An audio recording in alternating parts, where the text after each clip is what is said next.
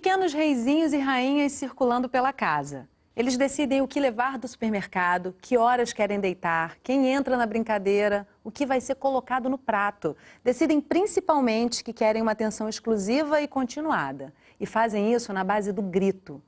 Diante desses pequenos déspotas, adultos sem autoridade nenhuma se veem absolutamente sem ação. Na maioria das vezes, esses pais foram crianças disciplinadas na base da palmada, numa época em que criança não tinha querer. E buscam um caminho menos traumático para educar os filhos. Mas que caminho é esse?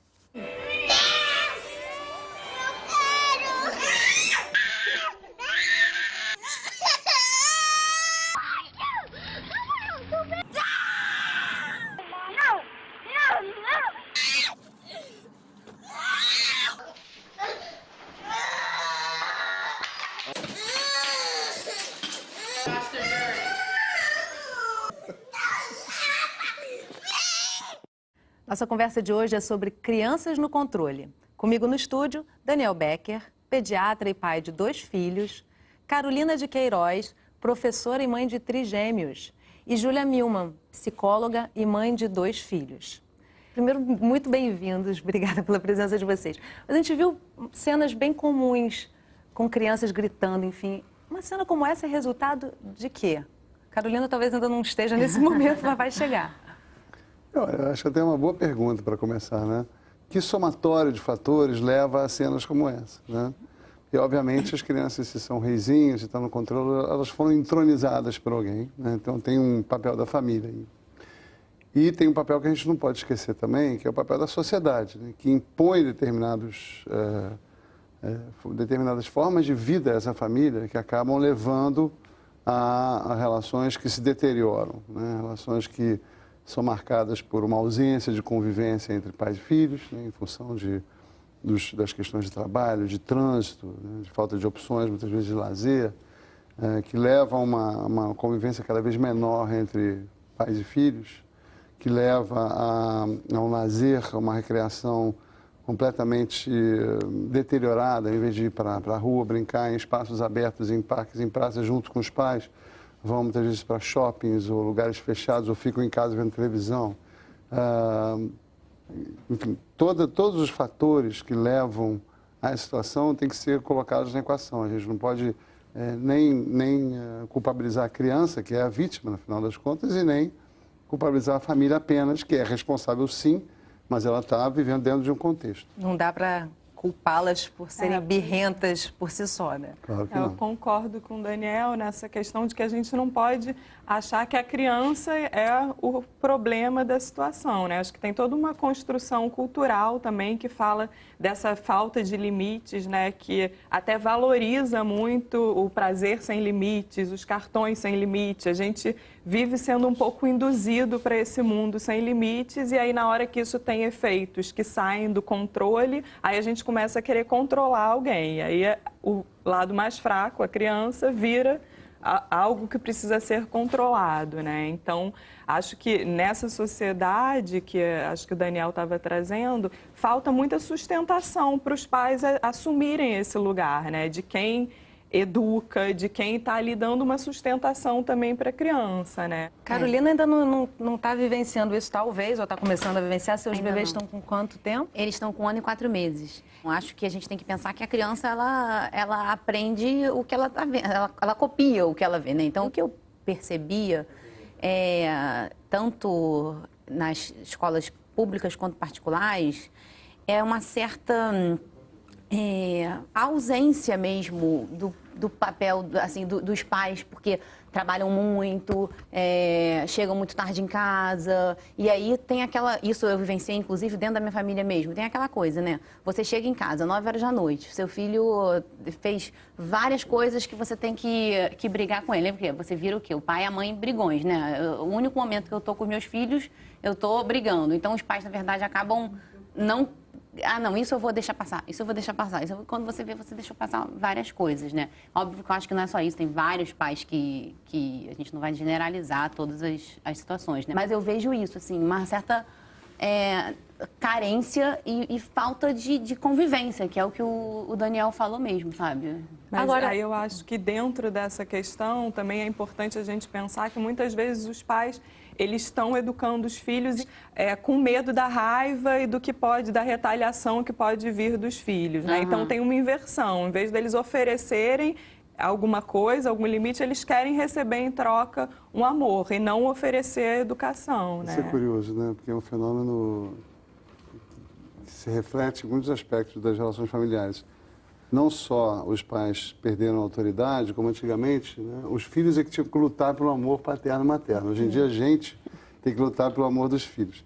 Essas inversões, elas têm a ver com um monte de coisa, mas eu acho que muito pelo que a Júlia estava falando ali, né? Quando a gente fala em perda de limites, a gente tem que olhar para como nós estamos lidando com os nossos limites. A nossa sociedade perdeu os limites do tempo. Então, hoje em dia, nós misturamos o tempo do trabalho com o tempo do lazer, com o tempo da família. Hoje não tem mais limites, né? Nós perdemos as nossas referências de autoridade, né? E o resultado aí são culpas e medos e afetos que trazem muita confusão para as relações entre pais e filhos.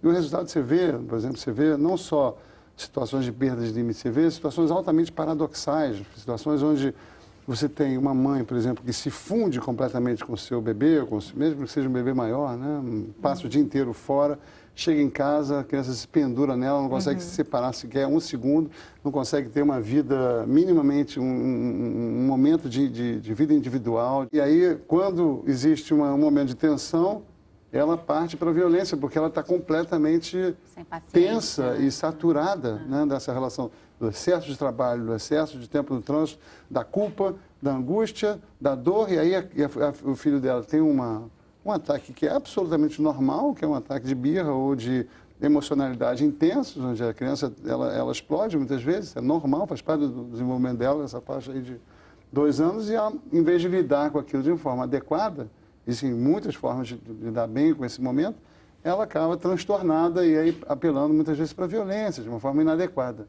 Agora, você disse que a birra é natural, Daniel.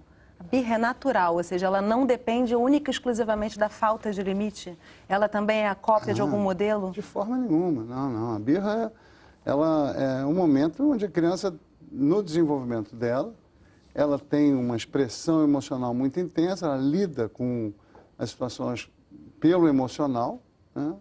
E ela tem um controle racional ainda pouco desenvolvido, né? O córtex racional ainda está em desenvolvimento, então ela tem uma dificuldade de lidar com as próprias emoções. Eu acho, inclusive, que a birra é uma forma da gente, é uma oportunidade para a gente ensinar uma criança a lidar com as emoções. Pois é, porque acho que é importante a gente pensar que as emoções, elas existem, né? A raiva, quando você é frustrado por algum motivo, e a criança, como o Daniel falou, ainda não tem instrumentos para conseguir controlar essas emoções. Então, isso vai aparecer inevitavelmente no processo de desenvolvimento. A questão é como que a gente dá o contorno para essa situação. É mostrando para a criança que tem outras formas de lidar com essa raiva ou é também agindo daquela maneira, né? Acho que isso vai determinar até o limite dessa situação. Aí você traz uma questão interessante, Júlia, a questão do modelo também, de mostrar o como. Então, eu queria trazer para vocês assistirem um vídeo bem popular na internet que fala um pouco dessa demonstração dos pais. Vamos dar uma olhadinha. It looks like rain again today. Dark clouds gather and fill the sky. Don't know how to talk to you, just know how to say goodbye. Have you actually got a driver's license? I don't think so. Go back where you came from. Learn to speak English. Go back where you came from. Querendo ver o vídeo na íntegra, está na nossa fanpage no Facebook. Esse vídeo fez muito sucesso e ele retrata de uma forma até um tanto chocante. Algumas cenas são bem chocantes, né? É bem isso mesmo, gente. Pouco tempo para dar informações, conversar com a criança e limites sendo dados sem modelo. O vídeo é muito eloquente na questão de que uma criança, ela, essencialmente, ela é educada muito mais pelo exemplo do que pela fala, né? Pelo que se diz para ela, muito mais pelo que você mostra como teu comportamento. Então, Isso é definitivamente fundamental, né? A gente tentar ser o melhor. Acho que os filhos vêm nos desafiar, né? Os filhos vêm nos tornar pessoas melhores. Então, é uma oportunidade, ter filhos é uma oportunidade de você se tornar uma pessoa melhor. Porque para educar um filho, ele vai ter que ver uma pessoa ser um exemplo para ele. Pai e mãe têm que ser exemplos para o filho. Qual é o papel da escola nesse sentido, Carolina? Olha, a escola, ela infelizmente está completamente dentro dessa sociedade, né? Que é uma sociedade sem limites. A escola, ela não consegue sozinha resolver questões que estão não só dentro das famílias, como dentro do mundo, né? Então, infelizmente, o que a gente vê, a gente estava até conversando antes, é cada vez mais os pais querendo passar para a escola um papel de educação em que, na verdade, a criança teria que ter trazido de casa, né?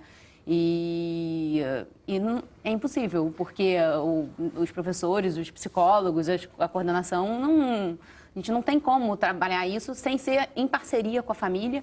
E não só com a família, a gente tem toda a questão da sociedade mesmo, sabe? A escola, ela até pode trazer, né, determinadas práticas, a coisa da reciclagem do lixo. Muitas vezes eu me lembro que a professora de ciências, quando estava trabalhando até a questão do consumo de luz em casa, e aí as crianças tiveram que levar a conta de luz e tal, e aí a criança começa a chegar para os pais e falar, olha, a luz já existe. Ela começa a ensinar, né? Ela começa a dar o exemplo.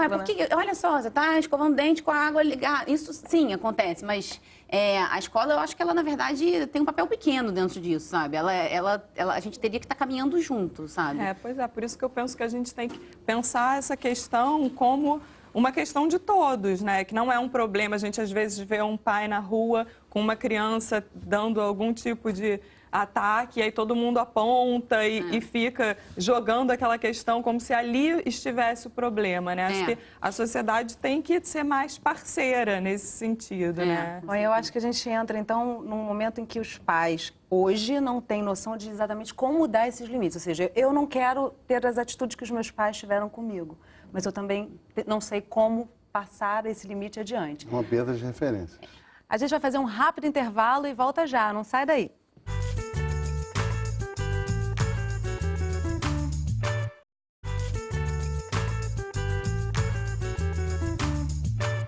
Estamos de volta conversando sobre as crianças no controle. Comigo no estúdio a Carolina, o Daniel e a Júlia.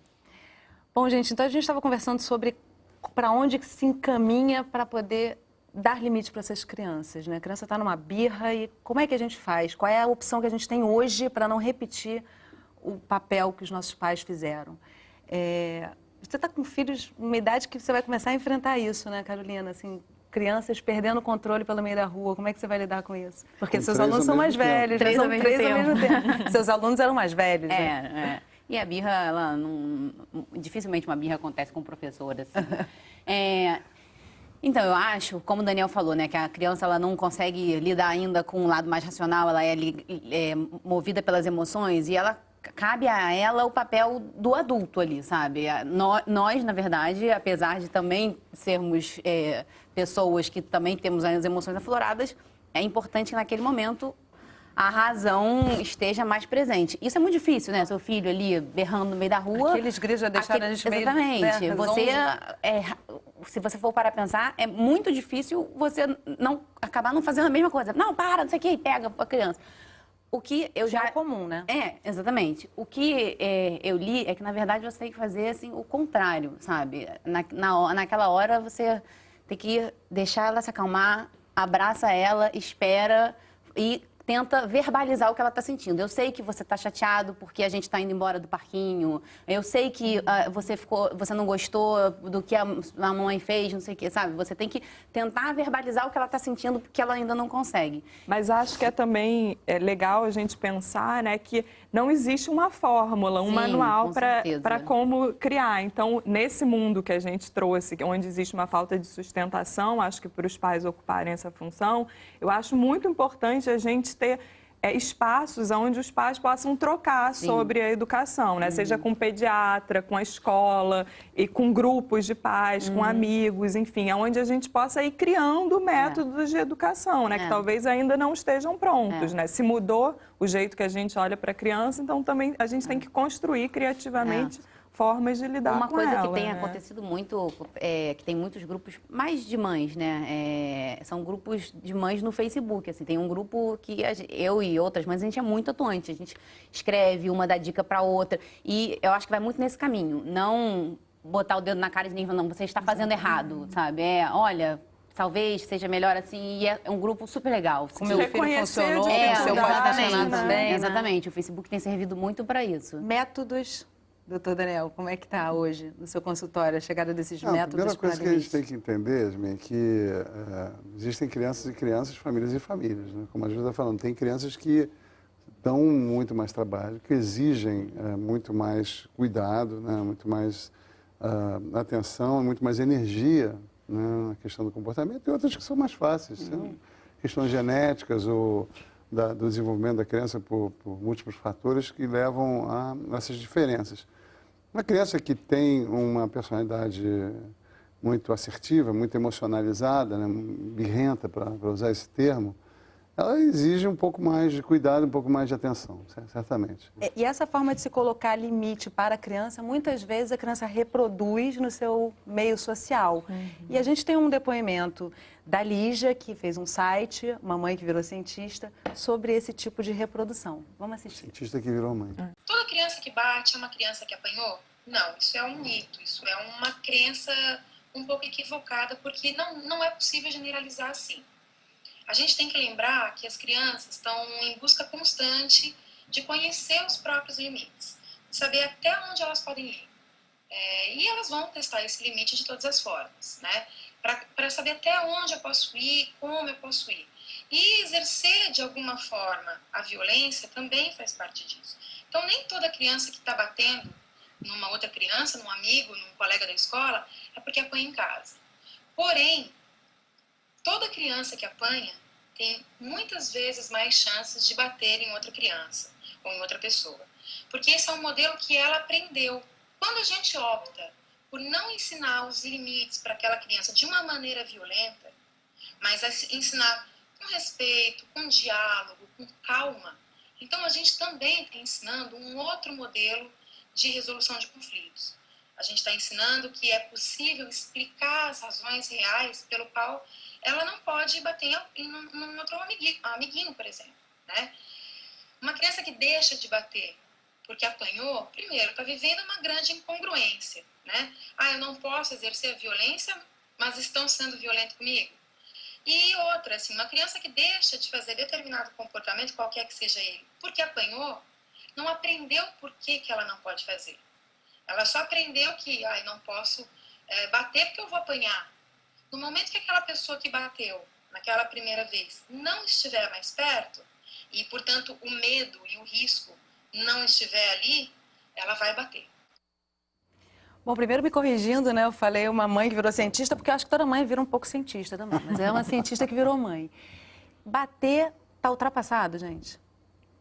Lei da palmada, tá tudo indo contra. Acho que a violência não vai levar absolutamente nada, né? A criança, o fato dela ser um ser de direitos hoje, né, a sociedade reconhecer que a criança é um ser de direitos, não significa que a gente não deva dar limite, que a gente não deva educar, que a gente não deva restringir. É um papel importante de pais e mães, restringir o comportamento da criança. Talvez seja um papel essencial da maternidade, mas jamais com violência. Jamais mostrando para ela exatamente aquilo que a gente não quer que se reflita no comportamento dela. Não é necessária a violência.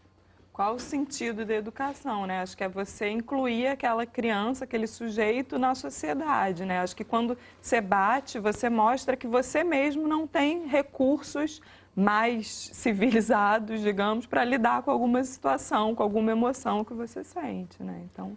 Você percebe muito isso no seu convívio? Você disse que tem grupos de mães e tal. O tapinha ainda é muito aceito ou não? Não. Passamos desse momento já. Não é aceito. Pelo menos no círculo onde você está, sim, né? nesse círculo, eu acho isso, acho que é nesse círculo. O tapinha não é aceito. O caminho é muito mais o diálogo, é muito mais não. É esse, na verdade, do que o tapa ou palmada.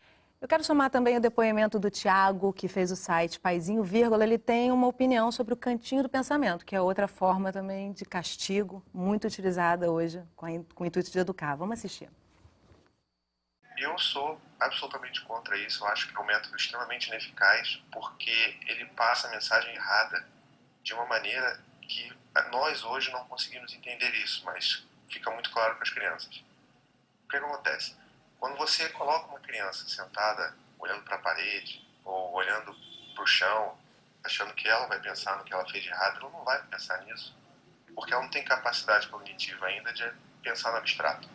Ela não tem condição de racionalizar aquilo que ela fez de errado, ou de pensar o que ela fez que poderia ter magoado ou desrespeitado seus pais. Fora isso, ela recebe uma outra mensagem errada dizendo que, olha, você só é aceita, você só é amada, eu só quero você perto de mim quando você faz aquilo que eu faço. Quando que, na verdade, uma criação mais respeitosa, uma criação mais afetiva, ela prega que você acolhe os seus filhos, principalmente nos momentos em que ela erra. Então, sempre trazer para perto, ao invés de expulsar, é o melhor caminho. Agora, é claro que tem vezes que o sangue ferve. Nós somos humanos e, às vezes, a criança faz alguma coisa que é aquela coisa que ativa aquela raiva, pega naquele nervo que você tem e você pode perder as estribeiras. Então, nesse caso, o afastamento é importante, mas não para a criança pensar naquilo que ela fez, e sim para você retomar o seu centro enquanto cuidador amoroso e para você poder voltar e dar para o seu filho o aceitamento, o acolhimento e o entendimento que ele precisa ter da vida. E vocês? O que vocês acham do cantinho do pensamento? Vocês acham que a não aplicação de métodos punitivos vai criar filhos delinquentes? O que vocês pensam do cantinho do pensamento? O cantinho do pensamento muitas vezes tem que ser usado pela gente, né? A gente tem que se recolher ao cantinho do pensamento e ficar pensando se a gente está educando nossos filhos de forma adequada, ficar pensando de que maneira a sociedade está nos colocando muitas vezes em becos sem saída e nos forçando a uma convivência restrita, negativa. O que nós estamos propondo para os nossos filhos? A birra, o mau comportamento, ela não é resultado de um fator. Ela, de novo, ela é resultado de uma multiplicidade de fatores que muitas vezes são relacionados com a sociedade, com os tempos modernos, com a forma onde a família está inserida com as relações e o tempo de convivência, e a gente tem que pensar nisso. Eu estava só querendo terminar, né, quando uma criança está tendo a crise de birra, acho que tem duas formas muito eficazes de você lidar com ela, em vez de botar para cantinho de pensamento, você mostrar para ela a emoção que ela está sentindo. Se ela está com raiva, sim, Pedrinho está com raiva, está muito zangado. Se você fazer um espelho para essa criança do que ela está sentindo, ela não sabe, ela não tem consciência da emoção, muito menos controle sobre a emoção. Então, você mostrar para ela o que ela está sentindo, espelhar, ela vai se sentir acolhida e ela vai parar e ficar olhando assim, peraí, então é isso, eu estou sentindo raiva. É claro que de uma forma mais primária, mas ela vai começar a ter consciência da emoção, que é o primeiro passo da inteligência emocional. Inteligência emocional é você saber lidar com os seus sentimentos. Então, você ter consciência da emoção é o primeiro passo. E a segunda, acho que uma boa dica também para lidar com a birra, é fazer exatamente aquilo que é mais pedagógico para a criança, a forma que uma criança aprende sozinha, que é brincar. É transformar o objeto da birra ou a situação de birra numa fantasia, numa brincadeira, no humor. Isso tem muita eficiência com a criança. Acho que do cantinho do pensamento também é importante falar, e eu concordo com o que ele disse, que dificilmente a criança vai ficar pensando na atitude que ela teve, e até para um pai, para uma mãe, colocar isso como um castigo já significa que algum limite já está estabelecido, porque muitas vezes o que se vê é que tem uma tentativa, vou te colocar no cantinho do pensamento, e aquilo mesmo não se concretiza. Então, enfraquece ainda mais o lugar do pai e da mãe, né? Que você se propõe a colocar uma regra que você não consegue sustentar. Então, fica mais fraco, né? Carolina está começando essa estrada de educação aí, ouvindo tudo isso, né? Absorvendo tudo isso e aplicando isso na sua experiência diária. Eu acho... Com 3. Eu acho que a mãe que você idealizou ser é muito diferente da mãe que você vai ser. Porque você Uma vez eu li em algum lugar que eu sempre fui a melhor mãe do mundo até ter filhos. E eu vejo pela minha experiência, óbvio que é isso, eu tenho 3 filhos pequenos e eu tive que abrir mão, sabe? Que bom que a minha profissão, o pior da minha profissão se tornou melhor quando eu fui mãe, que o professor ele tem vários empregos, né? Então eu pude falar assim, não, eu vou ficar dura, mas eu vou ficar em um e ter mais tempo para os meus filhos, o que o Daniel falou que é muito importante, mais tempo para mim, sabe? Porque não adianta, a vida da mãe, ela não se resume só a filho e trabalho, você tem que ter um momento seu, sabe? Tanto para você pensar em qualquer outra coisa, quanto para você refletir sobre como que você vem tendo as suas práticas em relação aos seus filhos, sabe? É muito importante isso, não culpabilizar mães e pais por momentos de irritação e nervosismo, porque a gente vive vidas duras. E crianças, especialmente crianças em números múltiplos, né? Não só trigêmeos, mas você tem uma criança de 1 ano e uma de 3, ou uma de 3 e uma de 5, não é fácil. Não é. Para entender que criança não é massinha de modelar, né, gente? Não é simples assim, quero que você faça isso, a criança vai fazer. Gente, eu quero agradecer muitíssimo a vocês pela participação aqui no programa, o assunto dá pano para manga à beça. Muito obrigada, Carolina, Júlia, Daniel, por terem participado do programa com a gente. Obrigada. E obrigada a você que acompanhou o programa pela internet ou pela TV. O que você está esperando para participar dessa conversa em família? Manda um vídeo, um depoimento, uma sugestão. A gente está te esperando para o próximo programa. Até lá!